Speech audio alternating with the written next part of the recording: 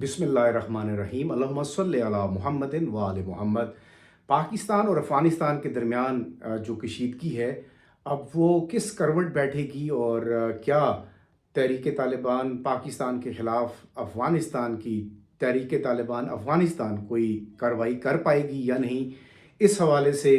बहुत सारी बातें हो रही हैं। और ख़ास तौर के ऊपर इस वक्त कतर के अंदर पाकिस्तान और अफ़गानिस्तान के दरमियान एक अहम जो मुलाकात है वो हो रही है। मुलाकात का आउटकम आपके सामने बहुत जल्दी आ जाएगा, लेकिन जो अभी तक चीज़ें समझ आ सकी हैं और इस मुलाकात का जो एजेंडा है वो क्या है, वो मैं आपको पहले ही बता देता हूँ। आप इस चीज़ का इंतज़ार बेशक बेलना ना करें कि पाकिस्तान की तरफ से बहुत वाज़े तौर पर एक पॉलिसी जो है वो मुरतब कर दी गई है, और वो पॉलिसी ये है कि अफ़गानिस्तान के साथ ताल्लुकात उस सूरत में आगे बढ़ाए जाएंगे जब अफ़गानिस्तान की गवर्नमेंट और जो इस वक्त एक ग्रुप मैं कहूँगा कि जो बरसरे इक़्तिदार है वो अपने साबका हम मनसूबों के ख़िलाफ़, यानी तहरीक तालिबान पाकिस्तान के ख़िलाफ़, तहरीक तालिबान अफ़गानिस्तान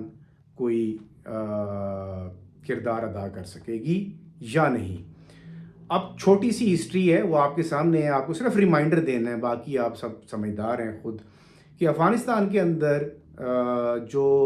तहरीक तालिबान अफ़गानिस्तान जो इस वक्त बरसरे इक़्तिदार हैं,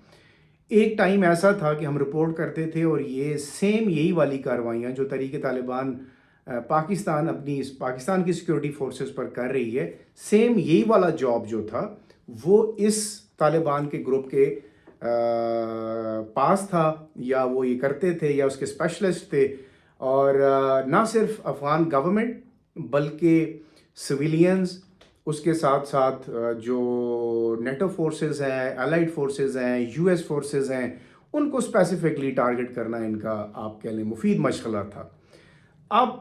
वो ग्रुप आप समझें कि पाकिस्तान के कहने पर अपने साबका साथियों को ये कहेगा कि आप हमारी सरजमीन से निकल जाएं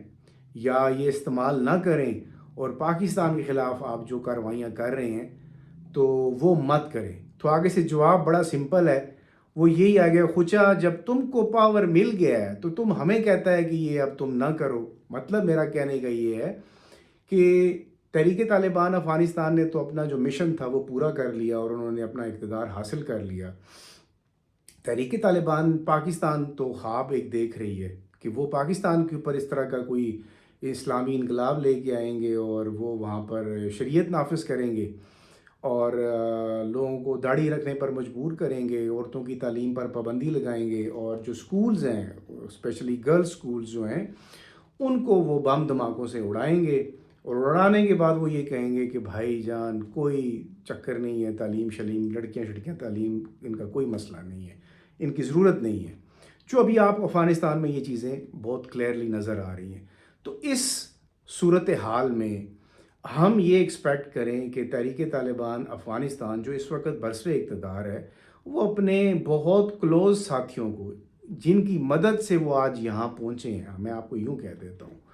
कि ये जो तहरीक तालिबान पाकिस्तान है ये वही एक ही ग्रुप था, फिर इसी ग्रुप के कुछ हिस्से बने और उन हिस्सों में दो हिस्से बन गए। एक पाकिस्तान को कहा तुम्हें अपने तुम ये हमारा तुम ले लो, तो ये अफ़गानिस्तान वाला हमारा है, तो बस ये वाली सूरत हाल हुई है। तो इस पे अब हम ये सोचें कि टॉक्स होंगी और बड़ी फ्रूटफुल साबित होंगी, अल्लाह करे ऐसा हो, लेकिन उम्मीद बहुत कम है। हाँ, ये अलबत्ता ये चांसेस बिल्कुल वाज़े हैं कि पाकिस्तान ने बहुत दो टोक मौक़िफ़ अफ़गानिस्तान के सामने रख दिया हुआ है। अगर अफ़गानिस्तान अभी सीरियसनेस का मुज़ाहरा नहीं करेगा तो यकीनन उसको न सिर्फ ज़ाहिर है पाकिस्तान की तरफ से एक हॉस्टाइल नेबर का जो रवैया है उसका सामना करना पड़ेगा। आप ये मत भूलें कि यही वही पाकिस्तान है, खैर जिसने आपको उंगली पकड़कर चलना तो सिखा दिया, लेकिन साथ ही साथ आप ये देखें कि अपने हुजम से कई गुना बड़े दुश्मन इंडिया से, जिसके आजकल आप बहुत गीत गाते हैं और आप उनके साथ बड़ा आपका सीन है, आप बड़ा उनके साथ इन है, तो उनके सामने अगर आप ये सोचें कि पाकिस्तान जो है वो आपको कोई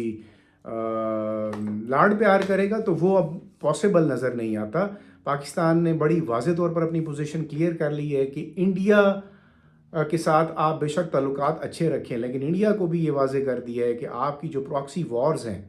اور جو پیسے دے کر ٹی ٹی پی کو پیسے دے کر آپ ٹی ٹی اے کو بھی اپنے ساتھ رکھ رہے ہیں، اور اب آپ ان کو بھی اشارے کر رہے ہیں کہ آپ ہم سے پیسے لے لیں،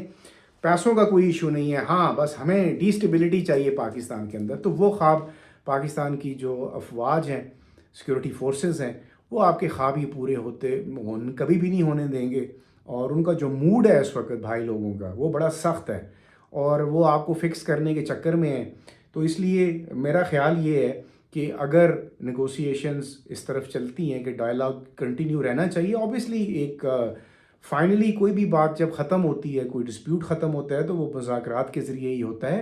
اب مذاکرات تو ہو رہے ہیں، ہو بھی جائیں گے، اور پچھلی ماضی کی بہت ساری مثالیں ہیں. یہ میں آپ کو بتا رہا ہوں کہ یہ نیا کوئی مسئلہ نہیں ہے پاکستان اور افغانستان کے درمیان. مجھے رپورٹنگ کرتے ہوئے آپ کہہ لیں 25 سال ہو گئے ہیں. ٹھیک ہے، ان 25 سالوں میں جو جب سے میں نے یہ خبریں فائل کرنا شروع کی تھیں افغانستان سے ریلیٹڈ،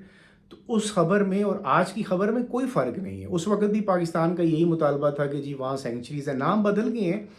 2001 میں ہم کہتے تھے کہ القاعدہ کی پریزنس ہے وہاں پہ، پاکستان کہتا تھا نہیں القاعدہ ملیٹنٹس نہیں ہیں. پھر اب اس کا نام بدل گیا، آئیسس ہو گیا. تو باقی جو اس وقت دیگر گروپس تھے جو پاکستان کے اوپر آ کر اٹیکس کرتے تھے طالبان کی، جو صرف اس وقت ایک ہی طالبان تھا. یہ بعد میں بندر بانٹ ہوئی ہے کہ تم پاکستان والا پارٹ لے لو اور ہم افغانستان والا پارٹ لے لیتے ہیں، تو آپس میں مل کے کام چلاتے ہیں. اب مل کے کام نہیں چلے گا، آپ کو فیصلہ کرنا پڑے گا کہ آپ اپنی سرزمین کو پاکستان کے خلاف یا کسی دوسرے ملک کے خلاف کب تک اور کس طرح استعمال ہونے دیں گے. جس طرح بھی آپ کو آج دوسری دفعہ کرارا جواب ملا ہے، پاکستان نے جو سٹرائکس کی ہیں اندر جا کے گھس کے آپ کو مارا ہے، اس کے بعد آپ کو یہ بات باور کر لینی چاہیے کہ آپ جن کے ہاتھوں میں کھیل رہے ہیں، جن کی گود میں آپ بیٹھنے کا سوچ رہے ہیں، وہ آپ کے ساتھ لمبا عرصہ نہیں چلیں گے. اور آپ کو ڈیفینیٹلی آپ کو یہ جواب دینا پڑے گا کہ پاکستان کی ہزاروں کی تعداد میں نہتے عوام اور سیکورٹی فورسز نے جنہوں نے اپنی قربانیاں پیش کی ہیں، ان کے خون کا حساب آخر کس سے مانگا جائے گا؟ یہ اس طرح رائے گا نہیں جائے گا، اور انشاءاللہ آپ کو پتہ جائے گا. تو اس لیے میں سمجھتا ہوں کہ مذاکرات اچھی بات ہے، لیکن افغانستان کو یہ بات ضرور سمجھ لینی چاہیے کہ اب سنجیدہ مذاکرات نمبر 1، اور پھر ان مذاکرات کا جو آؤٹ کم ہے اس کے اوپر سنجیدگی کا جو ہے نا مظاہرہ آپ کو کرنا پڑے گا. ورنہ اب وہ سچویشن پہلے والی نہیں ہے. اور اس وقت دیکھیں مختلف مسائل تھے، پاکستان بہت سارے مسئلوں کا شکار تھا کہ جب اس نے یونائٹڈ اسٹیٹس کو جوائن کیا، اور اچھا فیصلہ تھا اس کے حساب سے ابھی تک، یعنی پاکستان کے لیے. اس کے نقصانات بہت زیادہ ہوئے ہیں. ہم نے یہ جو ٹیررزم ہے یہ اپنے ذمہ لے لی ہے اور بہت ساری چیزیں ہیں، لیکن ایک چیز واضح ہو چکی ہے کہ